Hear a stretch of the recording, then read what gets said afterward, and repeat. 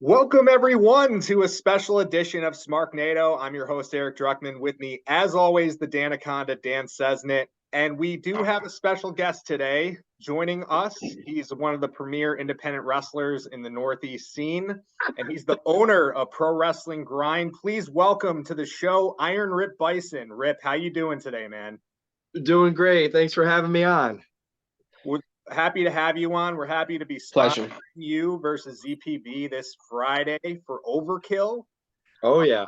Pulaski Club in East Hampton, Massachusetts, place I'm very familiar with, place that that's your home, honestly. Oh Right? yeah, definitely. Definitely trying to make our name there. That's for sure. Mhm. It's practically your backyard, right? Yeah. If my shoulders were better, I'd probably be able to hit it with a baseball if I threw it real good. So yeah, no, it's pretty damn close. I mean, if the truck ever breaks down, I could probably push the trailer to the to the building. I So respect that. Very, very good, man. Yeah, I mean, awesome product that you're putting out there. Of course, we're going to get into Pro Wrestling Grind more in detail later on in the interview, but we just want to start off first just by asking you what we ask every wrestler who's ever been on the show. What are your earliest memories of pro wrestling? Who did you enjoy watching as a child? Um, well, when I started watching, I think it was around '99. I was Yep. really started getting into it. At least that's what I remember. I was probably watching it before then, but what you call it, I was very young. My who I really liked and clicked with in the beginning was like Kane, Mick Foley, Sure. uh, American Badass Undertaker was definitely a big part of my childhood. The sort of the tail end of Attitude Era. That was when I really started watching. So all those guys came in. And then what really stuck with me was that 2002 to 2003 ruthless aggression era with uh, the Forbidden Name, Benoit, Eddie Guerrero, The the kind SmackDown of Six. yeah.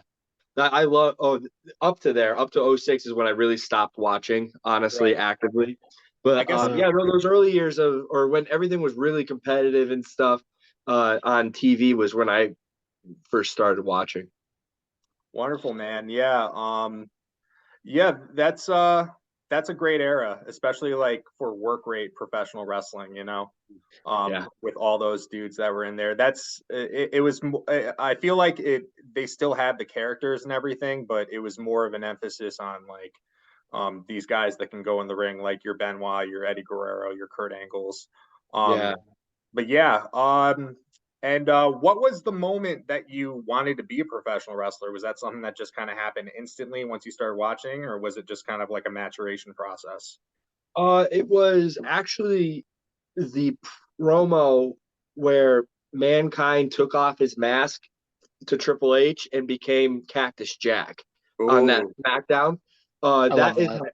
that's actually my earliest memory of like specific. I remember watching wrestling. I don't remember anybody in it, but that was mhm. my first time I actually like remembered who was in the ring and what happened play by play of that whole promo package. And so that when I saw that, I'm like, oh, I could be in that ring, and I'm like, I hope Cactus Jack beats the fuck out of what's her called Triple H. Yeah, That dick and stuff. And so like at that moment, I'm like, yeah, I could be a pro wrestler. And then that's when my parents said, well, you gotta be 7 feet tall and stuff like that. So if you eat right, you'll be as tall as them. And well, I'm That's not. that's why that's why I never made the right. NBA because Yeah, right. I they were like you got to be 6 feet tall at least, and I said well 5'7" is just not going to get there for me. So, but like to think that like your earliest influences were like the Mankinds and the Canes and whatnot, and so how hard does that affect your style, whether it's a promo style or an in-ring style? Um,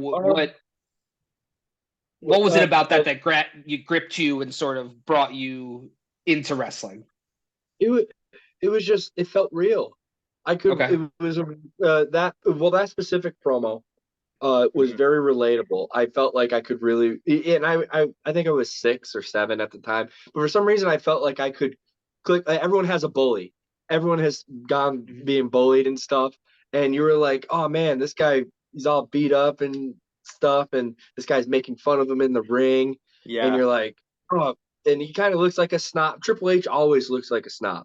Mhm. It doesn't matter whether he was the rich guy or he was the Motorhead fan. He's always he kind of looks like he looks down upon people, and it's great. It's wonderful. So it was like, oh, I really just don't like this guy. I don't remember watching a single match of his before that, to be honest. I can't remember. But I was like, man, this guy sucks. And then when Mick Foley came out and he cut that promo, and that promo was like, oh, I thought he was quitting. I'm like, oh, this guy's quitting. And then all of a sudden he goes, nope, and he goes, here comes all fired up, and I was like, that emotion that came across from Foley really stuck with me, and I try to do a lot of my promos. Actually, I have to do them a couple times because my first one always comes off as that Foley promo. Oh, Terry Funk, and like you really get yeah stuff like that, and then I have to go, oh no, that's too Mick Foley. You're going too much into that. Let's get a little bit more shouty, and that's how we got to get make into it your own. Yeah. Right. But he was such a influence on talking and stuff, because I'm not a very good public speaker per se and stuff. But watching him and watching his cadence has helped me at least, because it was easy to understand. And like I said, when I was a kid, I can't say I really saw a Cactus Jack match before, but when he took off the mask, it was awesome. I only knew that WWF product. I didn't know Japan at the time. I didn't know ECW and stuff, and it was just I could relate, and that's I think the most important part about wrestling is that you have to be able to relate to. Doesn't matter what the character is, and I was hooked. And that's excellent too, because like with Mick Foley, you see one part of him, you just want to see everything else. So you got yourself hooked on it, because if you like, when I first heard of Cactus Jack was probably 98, or whatever, and I won't say how old I was in 98, but we'll just leave that as a mystery. But that was it. And then I was like, and then I see him pop up as something else, and just you got invested in Mick Foley as a human being and a character, and now you love him as his outside self. It's just that whole evolution is just incredible to see. So that's a really dope influence, because you hear a lot of people say, well, Stone Cold was my influence, or The Undertaker, because they're tall, but it's not often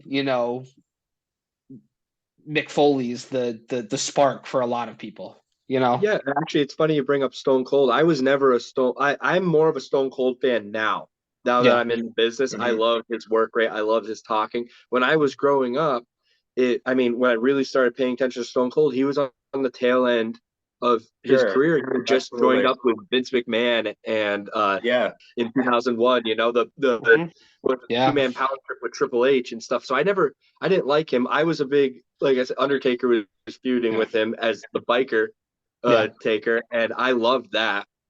Call it? I'm a car guy and stuff, so seeing a guy come down to the ring on a motorcycle was pretty cool to me, And so I was definitely gonna ask you about the truck that you tweeted out today, because that baby is sweet. Oh yeah, sweet. Yeah, no, like I said, big car guy, Nice.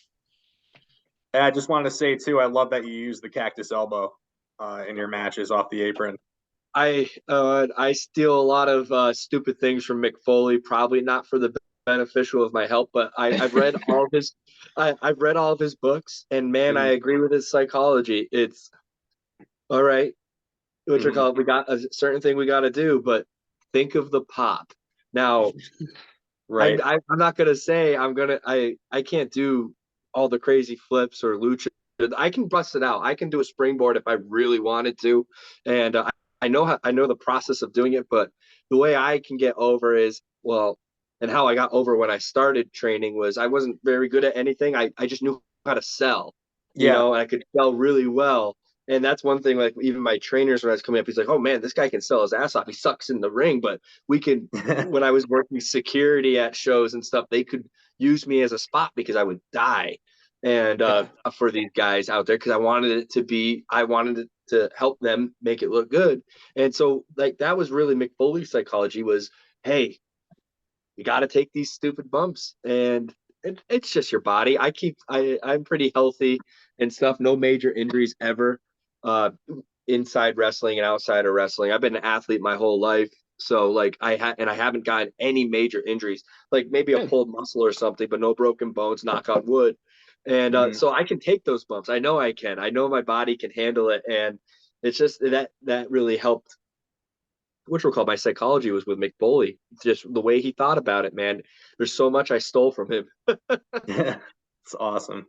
So that's perfect that you had mentioned that too. We want to know who trained you to become a professional wrestler, and just walk us through, like, how that came about. Well, I started. I'm not going to say I started professional wrestling training in 7th grade, but my goal in 7th grade, I found out I had 2 high schools I could have chosen to gone to. One of them had a wrestling team, and in 6th grade, I really was fixed. I was the wrestling kid in elementary school, and I was like, oh, I'm going to go. I heard that there's Kurt Angle was an amateur wrestler. All these guys have amateur. I'm going to go to the high school with the amateur team because that's going to help me. And I showed up to tryouts as a little 7th grader, and I walked into the gym and I went, where's the ring? And I was expecting to be in a ring, but I knew that we would do amateur wrestling, but I thought we were going to be in a boxing ring. And no, we were on a mat on the ground, and I did that for 6 years, all the way through high school. I got pretty good at it, and then right out of high school, I joined Nepwa over in Lowell for actually at that time it was still kind of chaotic. Netwa, huh? That's New interesting. England Pro Wrestling Academy. Oh, okay. Oh, yeah, Nepwa. Okay. Yeah. It's not a very good acronym, but what you're calling. Yeah, no, the New England Pro Wrestling Academy. I joined them in 2012. My trainers were Brian Fury, and at the time, Tommaso Ciampa came by a couple of times. Very and cool. Actually, a big part of my training was he was Handsome Johnny at the time, but Todd Hansen or Warbeard or Ivar, he's now. He actually was just coming back from a broken back, and so he was there 1 out of the 3 days I would be training. So he trained that class that he was at, and so he was a big part into my training. And I just busted my ass there. I didn't really bounce around until about 2 years in, when I made the conscious decision that, hey, I can't afford to drive out 3 times a week to Lowell from out here in East Hampton, And so I started trying to find other places. I just filled myself with bookings. It didn't matter where it was. If they would have me, I would try to have 3 shows a week. And I don't care if there's 2 people in the crowd or whatever. If I could get my practice in a live setting, that's how I did it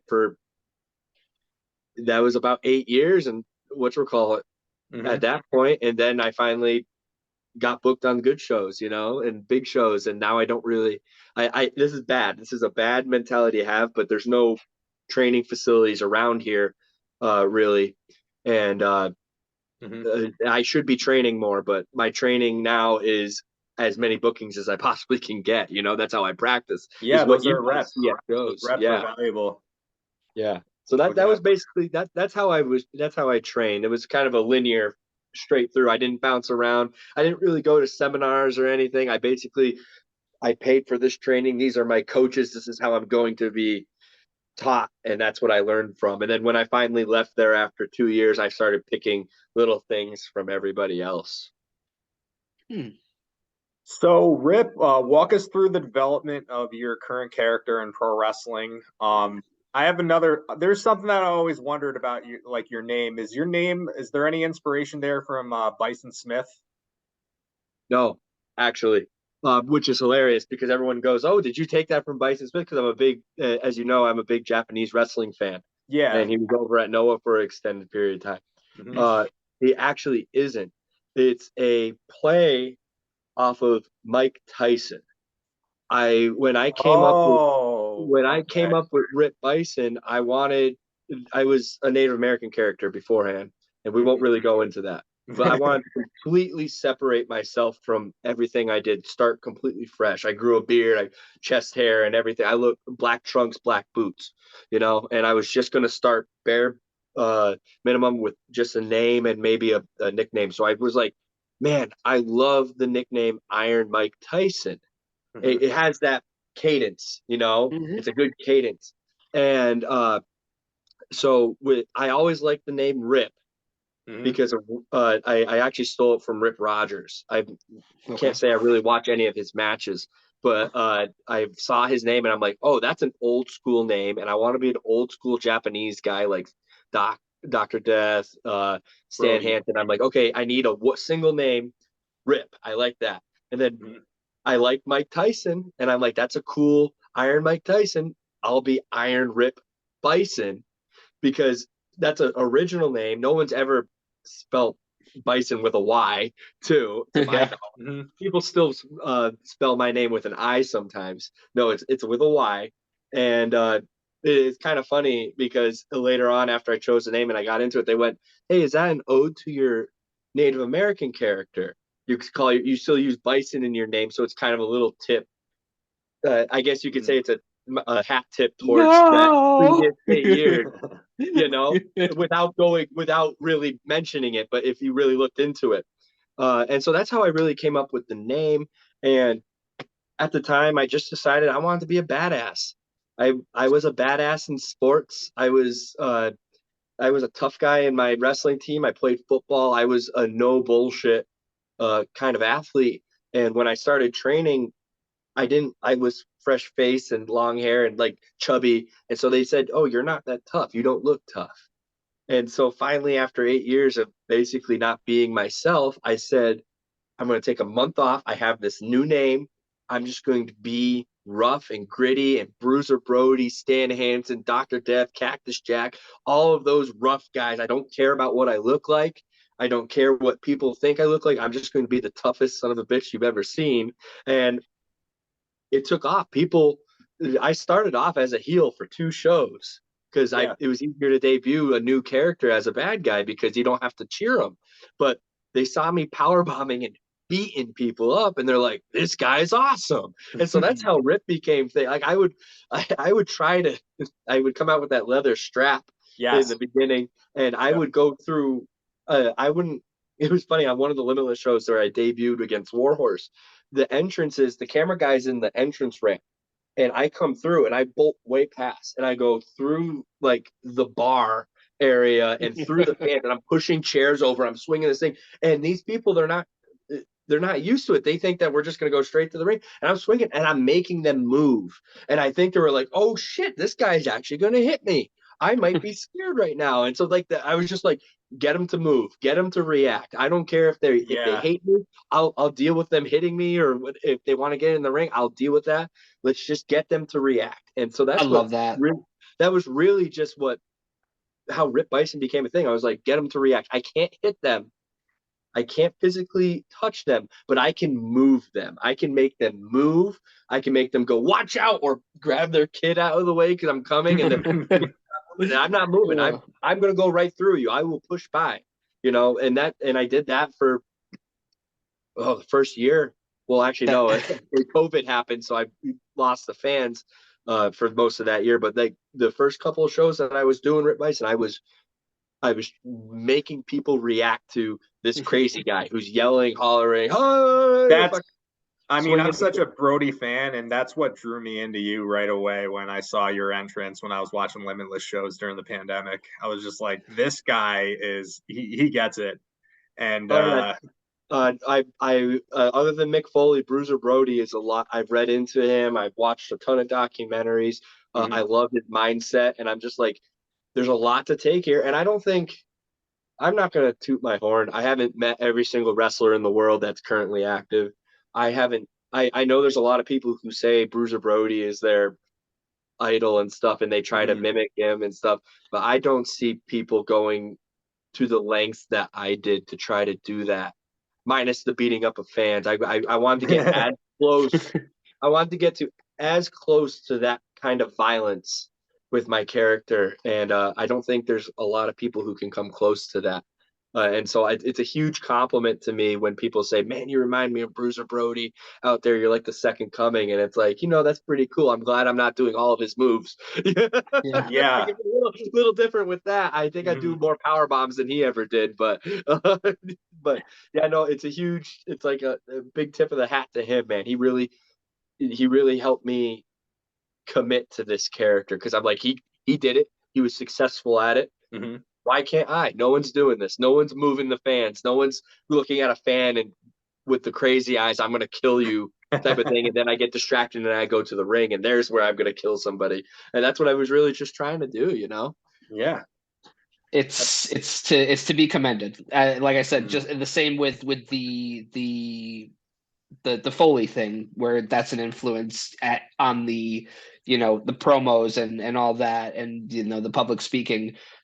But the want to, like, sometimes I think that a lot of wrestlers are a little too timid to do that. Not timid, but like fans now are smarter. They're smarter. They're tough. They're not gonna let you get away with a lot of shit.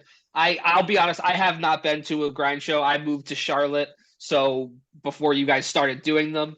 Yeah. I will plan on getting to one if it falls down, because I really do want to. Eric has told me nothing but good things, and I have seen them, video and clips and matches and things of that nature. So I love what you're doing there, but it's great to see something like that like come back, because Brody was ahead of his time, man. Like nobody was a heel like Brody was a heel, right? Yeah. Like there wasn't one. So and was he a heel?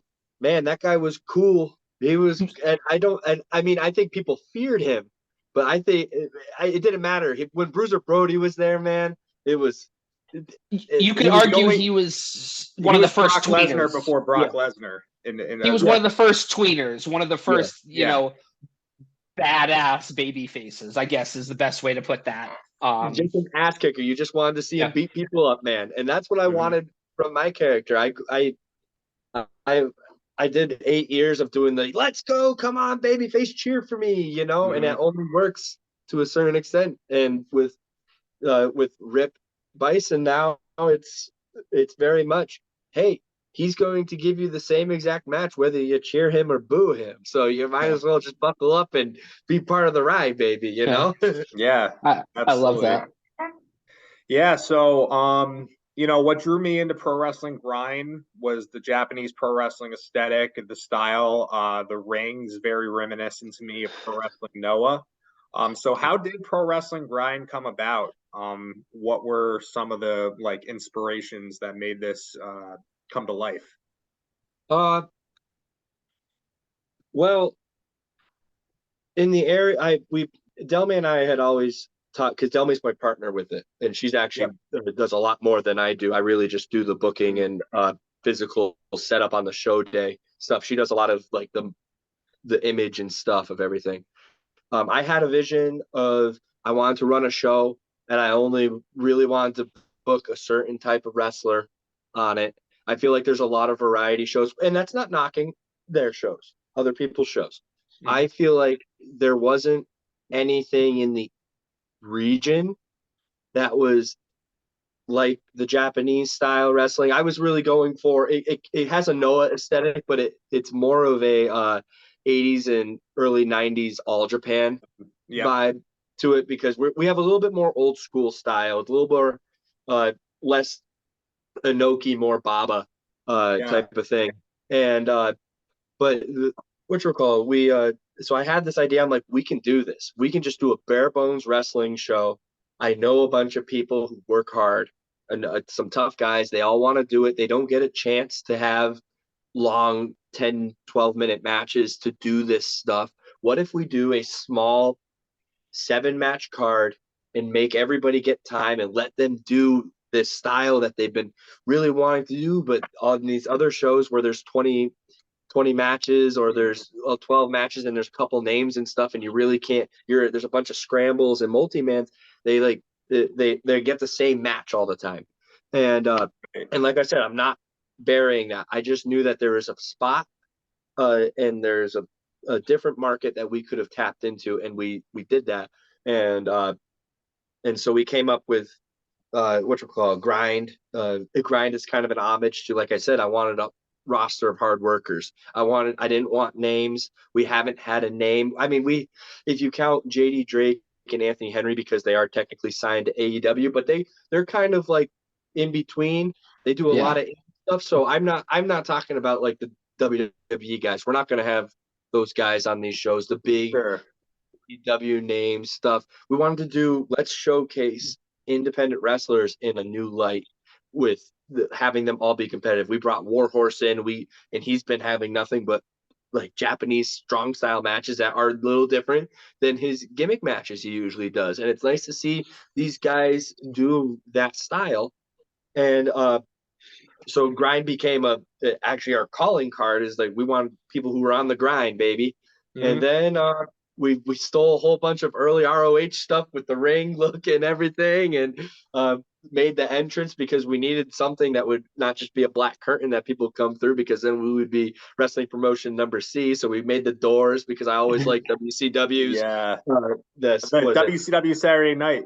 Right? Yeah, the venue. Yeah, we have the smoke and everything, and the lights, and we invested all of that right out the back because we wanted our first show to be boom.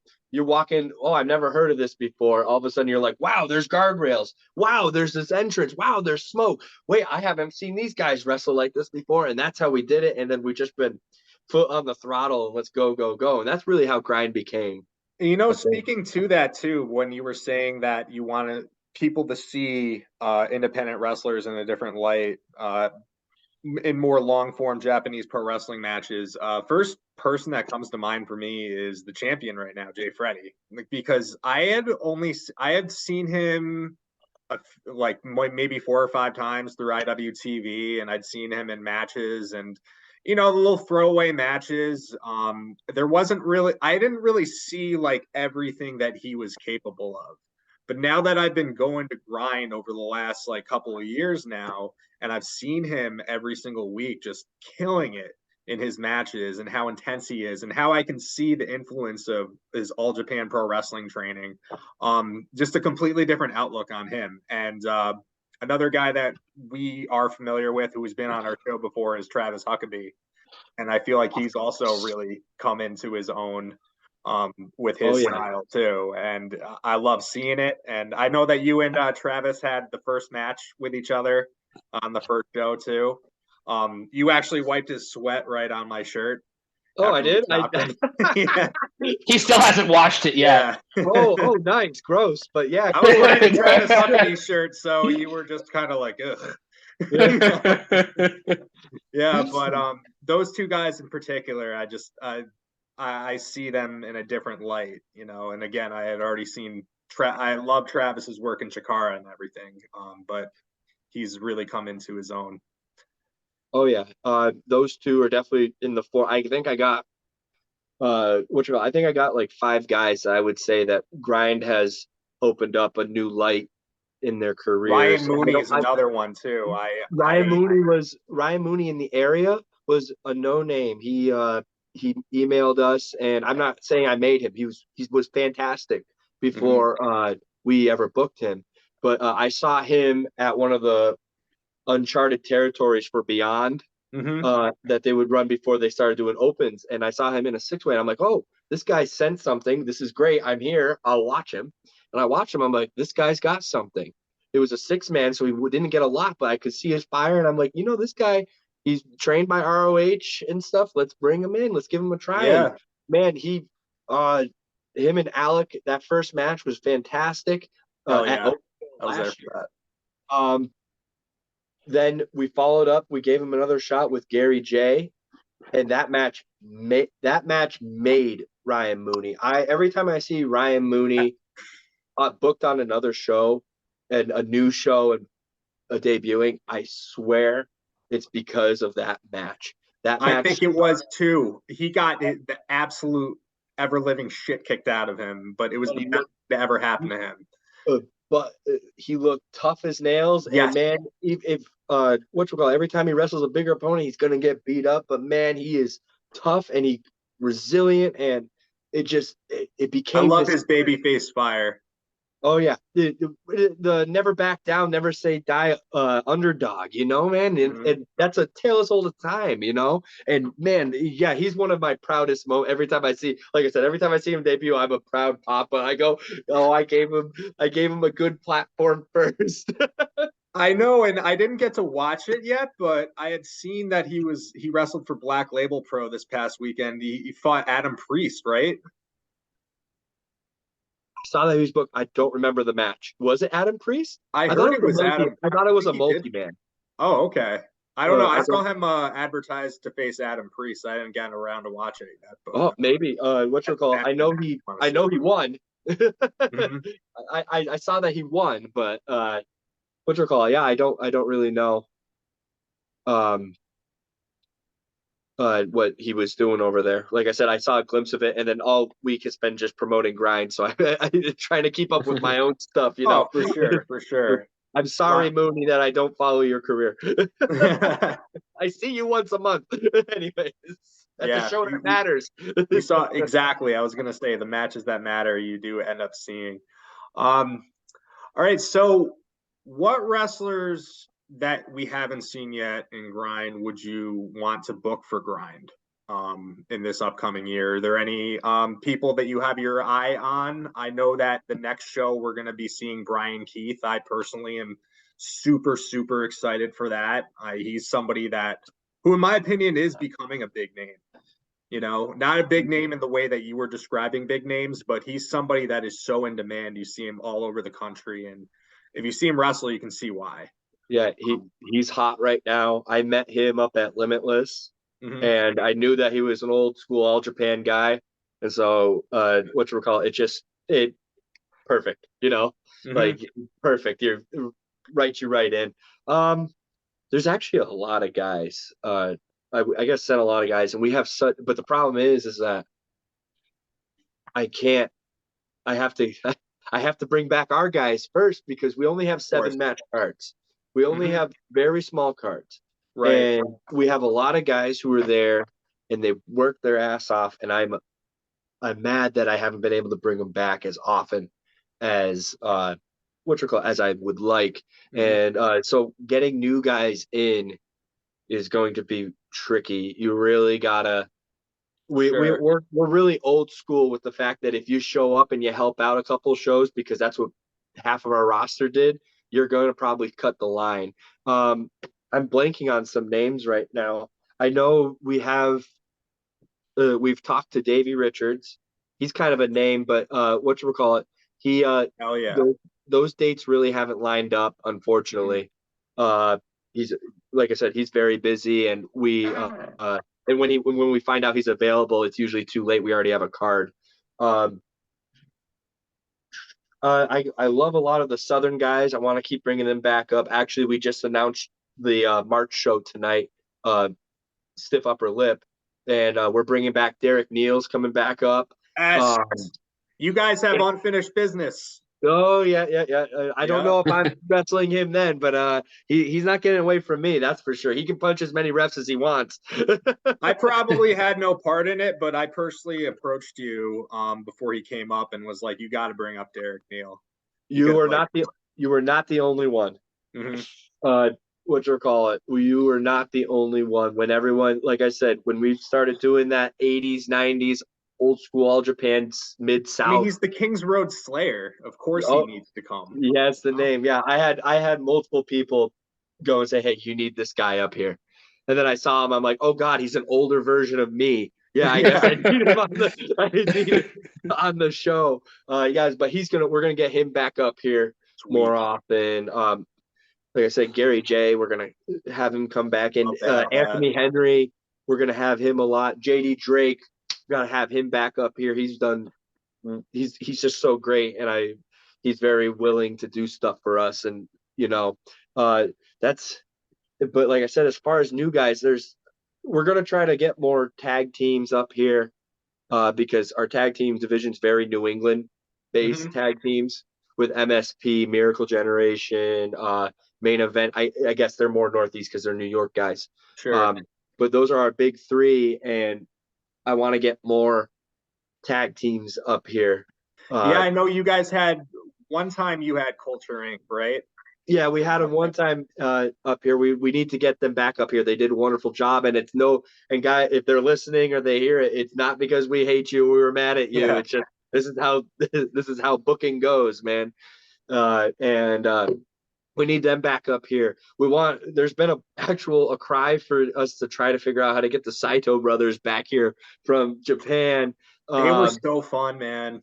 Yeah, were they so were fun. awesome. They actually stayed at my house for a little bit. Jay Freddy brought them down with them, Yeah. and so that was wild. That was cool. I got to work out with them and stuff. They were great to have. Aren't they all like gimmicked up now? They got cool gear. I don't think they're gimmicked up, but I think they're ass kickers now. They came in like just wrestling young boys here, and then they went back to Japan. They became badasses. Yeah, They started wearing leather and studs like Ripper. See, yeah, they watched me and they're like, that guy, that guy with his leather vest and his studs. That's what I want to be when I grow up. Exactly. Yeah. I guess That's just wonderful. for me, if I had a wish list of people I want to see in grind, and I know that it's a hard process, I would love to see Delmi face Miyu Yamashita, who is just absolutely fucking incredible every time I've seen her in Prestige Wrestling. And another guy that's on like the Midwest scene that's really caught my eye and just how fucking violent he is Mad Dog Connolly. Okay. I don't know if you're familiar with him at all, but I have had a few people message me about him, which was yes, I'm definitely familiar with him. I've watched his stuff, and like I said, these are all great suggestions, and I appreciate suggestions for it. And actually, backing up to the Joshi girls, we are planning on trying to get more Joshi women's wrestling up here and stuff, not just for Delmy, but for Becca, for Brooke and stuff. I think that there's definitely a market. It's not that I know there's a market for that. It was a big deal when we brought up Emmy for Restival, and that was super cool. She was a delight to deal with. And so we're definitely going to be working on getting the Joshi influence. We're definitely going to be working on, like I said, whether it's getting the Saitos back or getting more Japanese wrestlers, because they're coming over all the time. Indies are booking them all over the place. We're going to try to get more of a Japanese influence straight from the mainland for our guys here. So like you see Ryan Mooney against some of these guys. You see Jay Freddy kicking up with these guys. You see Perry go up against some of these monsters. Yeah. I want to give our guys who like I said, they were grinding with us and stuff. I know it's cliche, but there's a lot of these guys, they deserve these matches, and I don't think they would get it anywhere else. So I'm happy to be the one to give it to them. And let's just say this, another dream match I would have, a big meat slapping match, would be Rip Byson versus Daisuke Sekimoto. If that could ever happen.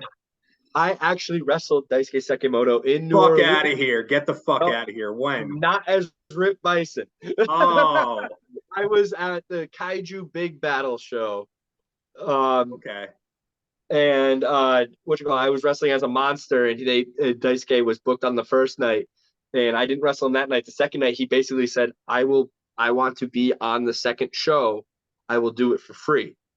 And they were like, yeah, of course, definitely, if you want to be on the show. And he's like, one condition: I get to paint myself green and be the Incredible Hulk. And so I wrestled the Incredible Hulk, Daisuke Sekimoto. Oh my god! Is this on IWTV? No, that's not on IWTV. Kaiju's weird with their where they sell their rights, but yeah, no, there's old pictures on my Instagram of Hulk of Sekimoto, and actually it's me and Perry Von Vicious wrestling against him. Yeah, no, that was super cool. Jesus Christ, that has to happen again. Then. Oh yeah, I actually want to wrestle him as Rip though. I want to actually have a. I don't want to see it any other way. Daisuke. I want to wrestle because that green paint got everywhere. I don't want to wrestle green paint. I want to wrestle. Give me a real match with him. I need to find out when he's coming back over here, man. I follow him on Twitter, and he doesn't do a lot of wrestling posts. I've noticed. I don't know. Funny selfies and eating food. Seems like he was super prevalent pre-pandemic, but post-pandemic, I haven't really seen too much. At least I haven't seen him on an American tour in a while. Yeah, I don't know. I don't know what the visa thing is or anything, but no, definitely, I would love to have him at Grind. He fits perfect. Absolutely. We have a bunch of meaty men slapping meat. That's Yeah. And we're big meat slapping fans here. Me and Dan. Our mutual favorite match of the year this past year was Sheamus and Gunther. oh yeah, Yeah. Yeah, that was a nice fresh breath of fresh air for WWE. That was a yeah. different style, and I loved it. I loved every minute of it. That was actually the argument on the show yesterday because that was the only match I really remember from that show, as great as it was, because it was so great. Like Yeah, I was like, I know it's a really good show, but like what else was on it? Because man, it was hard to follow that match. Yeah. no, or come before it or be on the same show as it apparently. So oh yeah, no, I love So that. I love that style. hell yeah. So Rip, over the course of your career so far, who have been your favorite opponents? Uh, Perry Von Vicious. Hell, I tag with him so much. Naturally. We fought each other so much that we became a tag team Mhm. and love still that. fight each other. Love that. um, JD Drake. Actually, Friday ZPB is another one. Like we have so much history together that matches that match is going to be wild. If you're not familiar with ZPB, he's just coming back to the people listening, if they are listening, if they want to hear me ramble on about my friends. He's just coming back. He's in probably the best shape of his life right now, and because he trains with me, and I'm beating his ass to get him in shape because he wants to do it. And so we're going to be two best friends beating the tar out of each other in the ring for 10, 12 minutes on Friday. And we're going to go get out of the ring, cheers some beers, and watch the rest of the show, All right, so are you guys going to be the opening match? I don't know yet. You don't know yet? I don't get the, whatchamacallit. I don't get the order until the day of. We're very organized here at Pro Wrestling Grind. I've had referees and commentators asking me for lineups today, and I'm like, I don't even know the matches on this card. I got to see who shows up. But yeah, no, ZBB is one of my favorite opponents. We've wrestled in Canada. We've wrestled all over the place together. Like I said, JD Drake was a fun time. Uh, Big Beef. Love working. One of with my him. favorites, man. I absolutely love that guy. Yeah, well, that's another one that we need to keep bringing back more. Is beef. I didn't know that we had a beef section, but last time he was in our show, there was a whole section with the signs, and I'm like, oh wow, I guess beef's a draw here in East Hampton, Massachusetts. Yeah. Everyone likes beef. Gary J was really fun when I wrestled him at Wrestable. I have a lot. Basically, man, if you want to hit each other hard and drink some beers after the thing and break bread over Japanese wrestling, you're my favorite opponent. They're all heavy-handed and it's awesome. That's great. So, what are your goals this year in professional wrestling?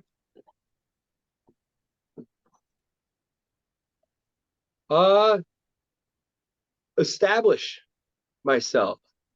I feel like the past 3 years, I figured out who I am as a wrestler.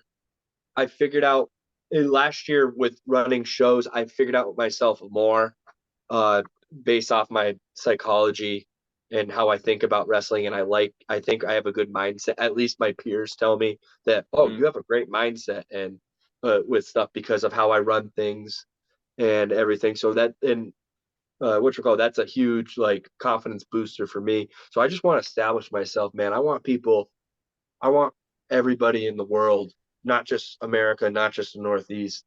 I want everyone in the world to know who Rip Bison is. I want to be that guy when I when you go to show or when I go to shows and I see the wrestlers all before the show, they all come up and I don't mean they come over and they kiss ass, but I want them to be like, oh shit, you're Rip Bison. I want them to know who I am without me introducing myself. Like that's I want to be established. It doesn't. I don't have to be signed. I want to make money, but I don't have to be signed. I think I can do it with all my avenues that I have open right now in wrestling. A goal that is far away, but it's still I'm working for, and even if it's a slow grind, and I have to do it through my promotion. Obviously, I want to go to Japan. I need to go there at least once Yeah, man. Honestly, if I go there once and it's and I get to wrestle in the Japanese ring, hell, if it's Baba's ring at All Japan, I could take my boots off in the middle of the ring and I'll stop wrestling. Yeah. I'll be like, if that's the last match I ever get to do, I want to wrestle in Baba's ring. That's a long goal. I have the way I look at my career, and I'm not very pessimistic about it. I don't put a time limit on my body. I think of myself minus the boozing, like Ric Flair. I'm going to wrestle until I'm 65. Mm-hmm. And when my body finally tells me, hey, don't take a bump anymore, I'll listen there. But until I physically cannot bump anymore, I'm going to be wrestling for a while. So all these goals, man, they're all long term, man, and we're just here for the ride. We're working towards them, and it doesn't matter how long it takes. It can be fast, it can be slow, but we're gonna get there. We're gonna be something. We're gonna establish. Absolutely. I see a Ribera jacket in your future, Rip. If I go to Japan, I'm getting one of those fancy Ribera jackets, and then I'm probably gonna get kicked out of Japan. But because you have to earn those jackets, right? I don't think so anymore. I think now you can just go and buy them. I see everybody who under the sun goes there and they're wearing one. I don't know if they bring it home. Maybe they just have like a closet full. Oh, you can put this one on, take the picture, and take it off. We're taking it back. I don't know how it works. I know it used to be. I bet. I know it used to be you had to earn them, but I think now that it's probably a tourist attraction more than anything. Yeah, that's fair. So Rip, what are your interests outside of wrestling? Oh man, I like barbecue. I like drinking. Oh, hell yeah. I like heavy metal music, hard rock music. I like cars. I like it. I'm a stereotypical redneck. Tell us about the sword. Tell us about the sword that's hanging above your head at this moment, please. Oh, this sword right here. I'm also a nerd, but only nerds with like war movies and stuff like that. I'm not into like this is the map of Middle Earth from Lord of the Rings. You know, I'm not. I knew what it was. I'm not into Pokemon. I'm not into Yu-Gi-Oh or video games and stuff. But yeah, no, this sword is actually from Conan the Barbarian. This is his father's sword. And I got it as a gift a long time ago. But what? From the movie? Well, no, not the actual one. It's a replica. But it's a replica of his father's sword that he breaks at the end of the movie. And Arnold Schwarzenegger, hell, I have a garage gym with a big poster of Arnold like this in it. As you should. Yeah, I love Arnold. I love lifting weights is another one, man. I'm just a jock. Okay. I'm a lonely jock. Hey man, if you're happy, then do you, my friend. That's it. Oh yeah, no, it's great. I I won't change any of my interests for anybody. You can ask Delmy. I'm very annoying that way. You want to try listening to this new song or you want to try this new thing? Nope. I like my 5 things. Thank you very much. You know, like I'll try it and I'll be like, no, I'm good with my 5 things. She looks at my Spotify and I've been listening to the core group of 5 bands for the past. When did I get an iPod? 2008. So I've been listening to the Judas Priest, the Motorhead, the AC/DC, the old school heavy metal. Yeah, I'm there and I'm happy and nothing changes. You know what? I probably will never see any of them ever again. They're getting so old, but you know, that's great. They live in my music, you know, like, so they got a catalog, my friend. Oh yeah. Love Spotify. I can listen to all that junk. Yes, sir. No doubt about it. Yeah, so you did touch on it a little bit. My last question here is, what should we be expecting from your matchup against DPB this Friday? I've seen him a little bit before. I know he's the boozy brawler. Seen him come out with the was he has a bottle of wine? I don't know if he comes out with that anymore. If he comes out with it, I'm bashing it over his head. Yeah, that's for sure. But well, what you can expect. I'm gonna throw him around the ring, and I know he's capable of throwing me around the ring. We're gonna probably hit each other in the face a couple of times really hard. It's gonna be tough. You say, or the saying goes that your friends hit friends harder, and he's the only one who's ever knocked me out with a lariat. he actually, you know how you do that, there's that big flip bump and Yeah. stuff, and like Yeah. Rikishi can do that and stuff. Mhm. He did that, but I didn't jump to help me do the flip. He hit me so hard, and I was 220 pounds, and he hit me so hard. I saw a flash of white light, and then my vision came back, and it was black and white. And Oh my then God. I'm upside down and it's going in slow motion. So now I'm upside down, and now I like blinked again, and it went black, white, and red was the colors I could see. And then I blinked one more time, and it was full color, and I landed on my head. And Oh man. he and that was 5-6 years ago, and he definitely was not working out the way he is now. So I'm May looking God have mercy forward on to you. yeah. I am not looking forward to Friday, but I'm also looking forward to Friday because I'll give it right back, baby. Yeah. All right. I'm super hyped. God, we're so happy to be sponsoring this match even more after just Hell yeah. hearing No, that from you, man. oh yeah, no, it's going to be, I guarantee you're gonna be like, oh my God, they ate each other. Yeah. Oh my God. So Rip, where can everyone find you online? All right. I really only do stuff on Instagram and Twitter. You can search Rip F and Bison. On both of those, I will come up. I'm the hairy bearded guy with a drinking problem and a car fetish. And what we call, and then follow Pro Wrestling Grind. That we are on Facebook, we're on Twitter, we're on Instagram. If you type in Grind Puro, it will come up because we got that before everyone else could, baby. Boom, we're Grind Puro. We're on YouTube, Pro Wrestling Grind. We're on Tumblr. We're on I think we're on a couple other things too. TikTok? And we have a TikTok, yeah. Oh, But wow. we just Man. added that this year. We're trying to get all the content out. We're on IWTV. Follow us on there. Watch Of us when course. our shows go up on the thing. Mhm. This year we're going to be working on getting towards live streaming. We're going to start doing live taped events for the internet. We just got to figure out a Wi-Fi situation for the venue. But yeah, no, that's where you can find me. All those things. Also, you can find me at Limitless Wrestling if you want to go up there. I'm usually in Worcester pretty much every single Thursday Awesome for promotion. Wrestling Open Yeah. and stuff. And hey, look for me when I come across the country because that's the goal, man. We're gonna be traveling this year, I think. Come to So, Charlotte. And Rip, Come to Oh, Charlotte. since you mentioned Limitless, and I forgot to mention it too, one of my wishes is I really hope you become Limitless Wrestling Champion over the next year. I have not missed a show since I debuted there. In the past 3 years, I've been number one or number two with the most matches in that company. I will be taking that belt in March when I Yes. face Beef and Ace Romero. That's a promise.